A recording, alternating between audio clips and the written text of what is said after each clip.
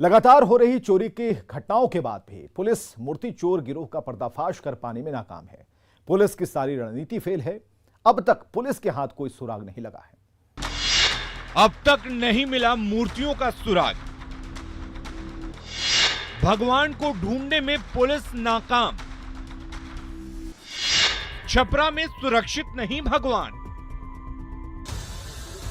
इस इलाके में पिछले कई सालों से मूर्ति चोर गिरोह सक्रिय है और मंदिरों से करोड़ों की मूर्तियां चोरी कर ली गई हैं। लेकिन पुलिस के पास इस गिरोह का अभी तक कोई सुराग नहीं मिला है। समय समय पर पुलिस ने कुछ चोरों को पकड़ा जरूर है, लेकिन उनके पास से मूर्तियां बरामद नहीं हो सकी हैं। पिछले एक सप्ताह में 2 मंदिरों से मूर्ति चोरी होने के बाद सारण के एसपी संतोष कुमार एक बार फिर इस मामले के उद्भेदन के लिए एसआईटी के गठन का दावा कर रहे हैं। आंकड़ों पर नजर डालें तो सबसे पहले 2004 में मांझी थाना के धनी छपरा मठ से चोरों ने अष्ट धातु की मूर्तियों की चोरी की थी।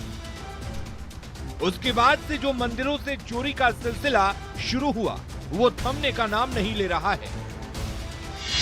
2 साल बाद चोरों ने 2006 में मांझी के मजनपुरा गंगो पडाइन मंदिर से अष्ट धातु की मूर्तियों पर हाथ साफ किया। फिर 7 साल बाद 2 फरवरी 2013 को एकमा के अमदाड़ी मठ से अष्ट धातु की मूर्ति चोरी हुई। 2 साल बाद 9 दिसंबर 2015 को मांझी के फतेहपुर मठ से अष्ट धातु की मूर्तियों की चोरी हुई। 2 महीने बाद 6 फरवरी 2016 को नगर थाना के साहेबगंज बनारसी दास के मंदिर से अष्ट धातु की मूर्तियों की चोरी हुई। 15 अक्टूबर 2018 रिविलगंज के गौतम स्थान के अष्ट धातु से मूर्तियों की चोरी। 29 दिसंबर 2017 मांझी के बरेजा ठाकुरबाड़ी से अष्ट धातु के मूर्तियों की चोरी। 14 सितंबर 2021 को भगवान बाजार के इनई स्थित हाथीदास मठ से अष्ट धातु के मूर्तियों की चोरी। 25 सितंबर 2021 को मांझी के सिमरिया स्थित ब्रह्मचारी मठ से अष्ट धातु की मूर्तियों की चोरी। इससे आप अंदाजा लगा सकते हैं कि चोरों ने मंदिर को किस तरह अपना सॉफ्ट टारगेट बनाया है और लगातार चोरी की वारदात को अंजाम दे रहे हैं, जिसे रोकने में जिले की पुलिस नाकाम साबित हो रही है, जिसके कारण लोगों का आक्रोश बढ़ता जा रहा है।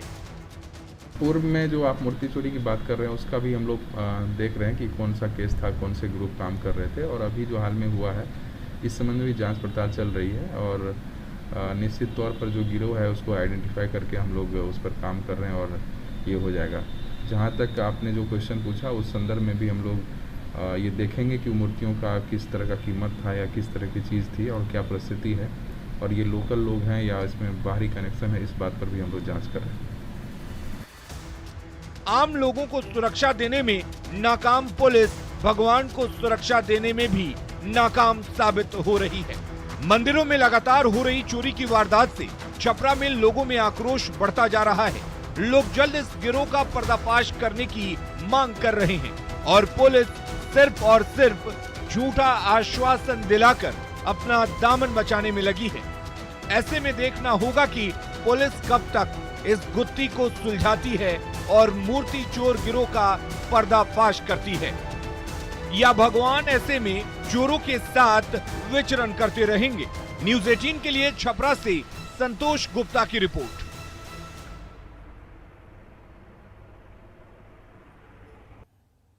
अब आपको बताते हैं कि पुलिस चोरों को पकड़ने में नाकाम साबित क्यों हो रही है और चोर चोरी करके आराम से कैसे निकल जा रहे हैं। रिपोर्ट देखिए।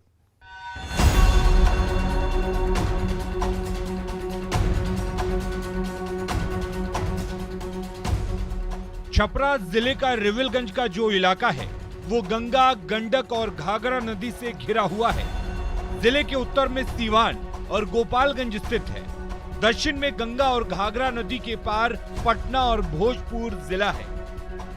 वहीं पूर्व में मुजफ्फरपुर और वैशाली जिला की सीमा को छूता है।